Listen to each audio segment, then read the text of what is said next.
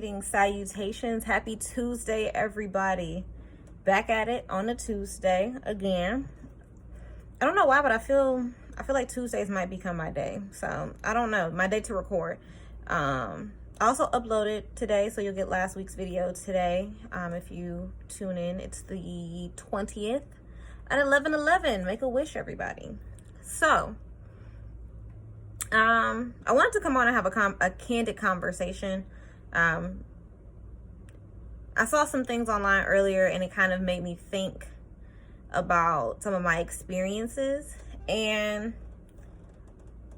I wanted to come on and talk about body image. Being a woman, a Black woman, and body image.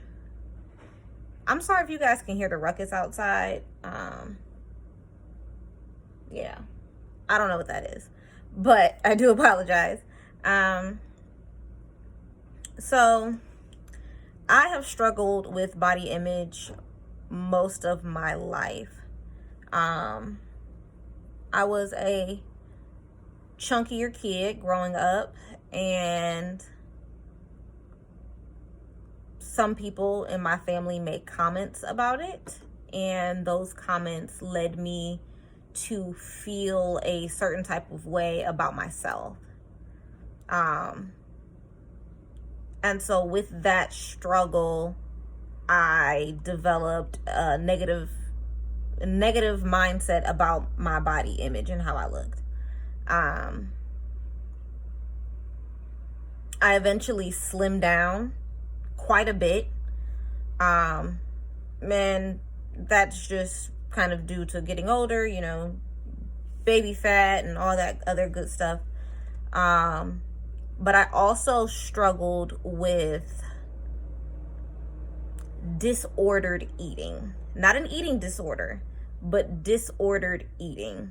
What I mean by that is I would not eat for a few days. I would hold off and not eat. That was my way of taking control of a situation that I didn't enjoy, kind of in my household. And so me not eating was my version of having control over my life. And if I'm not looking at you guys, I'm working, so I know it probably looks weird, but bear with me. So I would not eat. I would, you know, whether it be kind of issues I had with my parents or just me feeling a type of way about myself,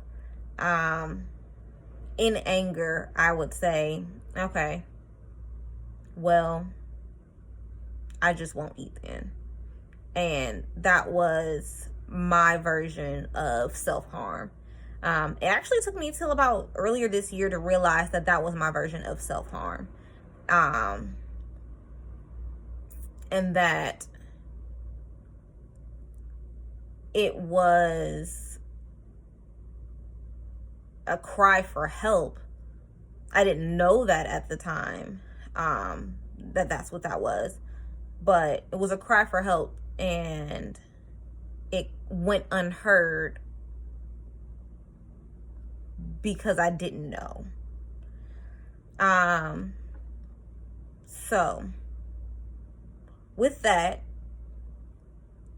I lost a lot of weight, that accompanied with other things, you know, just getting older, getting taller, hormone shifts, all that stuff.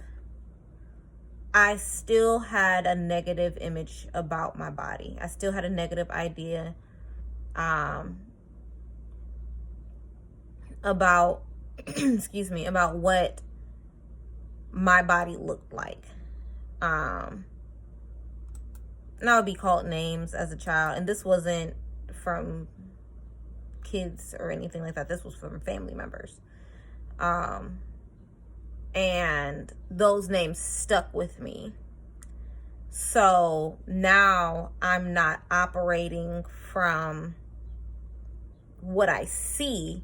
I'm operating from what I remember. And it was definitely just a struggle in general. Kind of going through everything, and I really kind of got consumed by it for a while, and nothing fit, nothing was right. I didn't enjoy any of the clothes I was wearing. I was eating what I was eating in excess, still not gaining weight because my metabolism is high, super high. Even now, for my age, I'm 27. This is about when, your metabolism kind of starts slowing down. My metabolism is still relatively high for me to be my age, and not as active due to the pandemic and all that other stuff. So, with that, that became a new struggle, kind of eating. Now I'm looking at myself, and now the comments have switched from me being, from them being about me being heavier to them being about me being as small as I was. I had lost a lot of weight. I was down to probably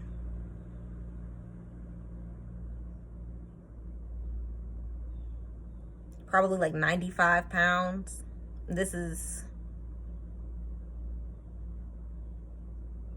I started losing weight kind of the tail end of middle school. High school was like, boom, you are slender, ma'am. You are slim. I was active. I was in band. I was doing all different activities. I was a high stepper, or not a high stepper, a highlighter. I was working 2 jobs, like really slender. So 95 to like 98 pounds is kind of where I stayed for the most part. I got to college, and the stress, the depression, the anxiety of being in college, in the situation that I was in, that's a whole nother story. I'll do a story time on that as well.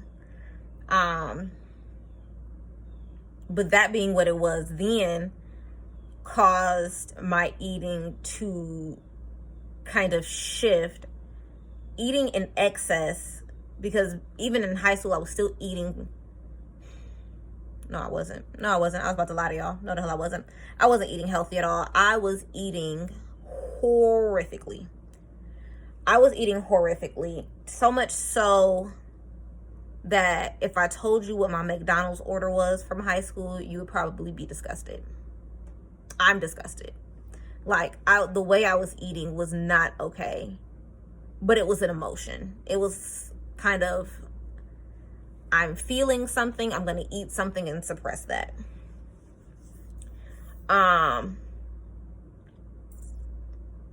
And I kind of got to the point where, in the situation I was carbo loading, because you're poor in college. You're poor as hell. There's nothing, available for you. So you're carbo loading to try to sustain yourself. And it just ended up with me gaining weight. Not a lot of weight, but kind of a lot of weight. That freshman 15 hit. I was 115 when I got home from college. And, 115 when I came home from college from that freshman year. So I was at Bowling Green, didn't go back. went to Cleveland State instead. And within the first year of me being back to school, like, you know, coming to Cleveland State, my grandmother died. And so now I'm eating again because now my feelings are hurt and I am struggling. And so I've always had just this horrible relationship with how I look.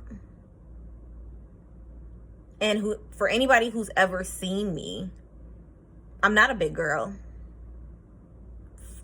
5'1",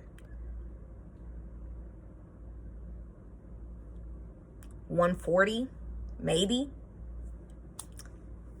I know from the numbers that I just gave you, I know that I'm not a bigger person, right? We know that.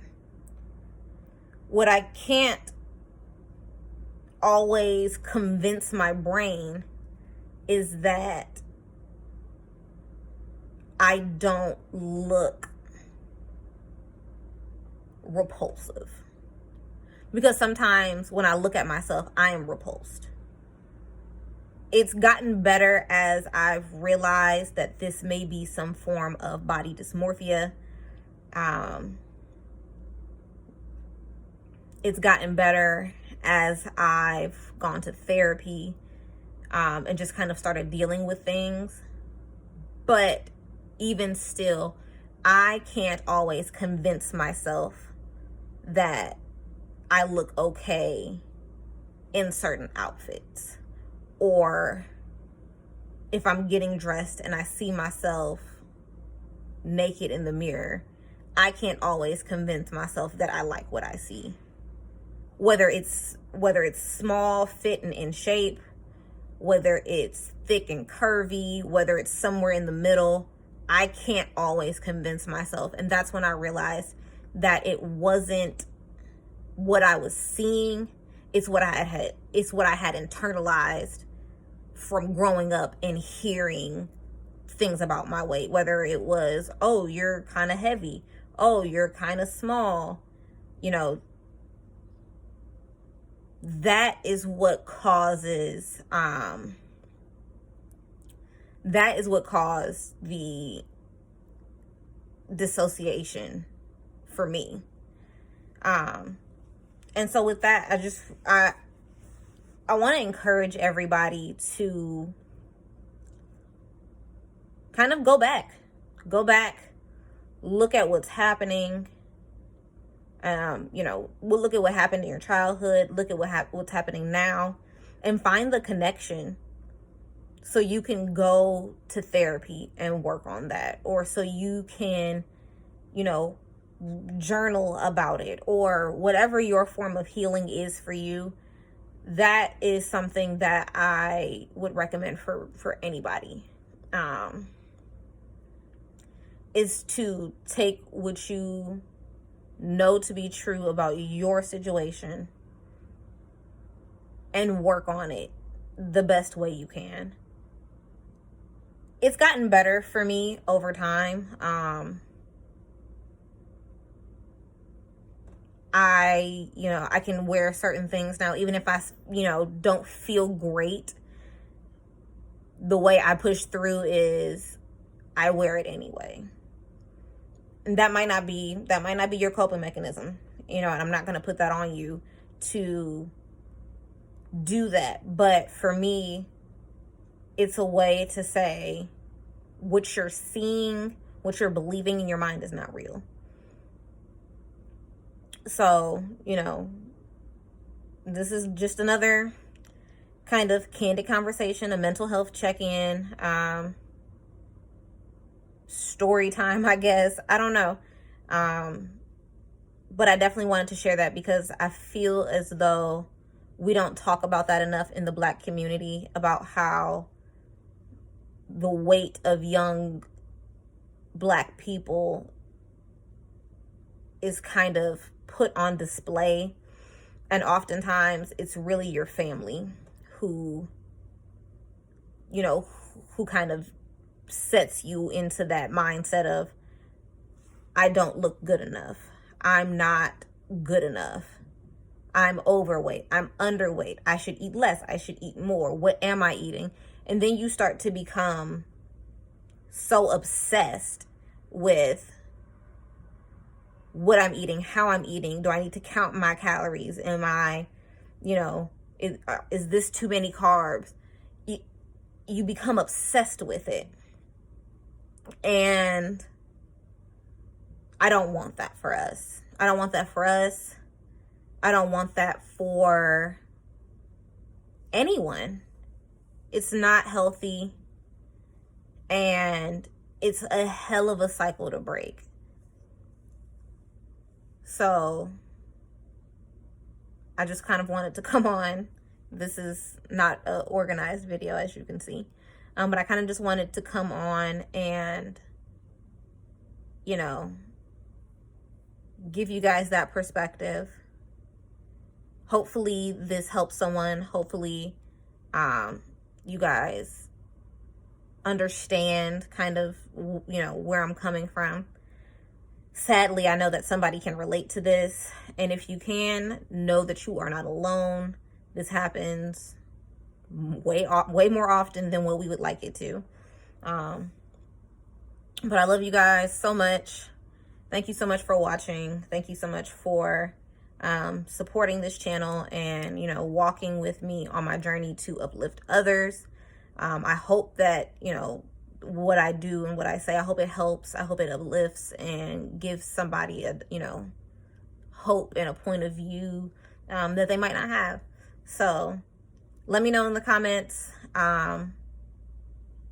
Is there something that you guys want me to touch base on? Any topics? If you can relate to this, you know, have you gone to therapy to talk about it? Do you intend on going to therapy? Let me know down in the comments below. As always, I love you guys so much. I wish you the very best of luck. Have a wonderful day. Happy Taco Tuesday. I'm going to make tacos tonight. I was supposed to make them yesterday, but I did not because I was tired. So we're going to do that tonight. And I will catch you guys on the next one. Remember, nobody is better at you than you are.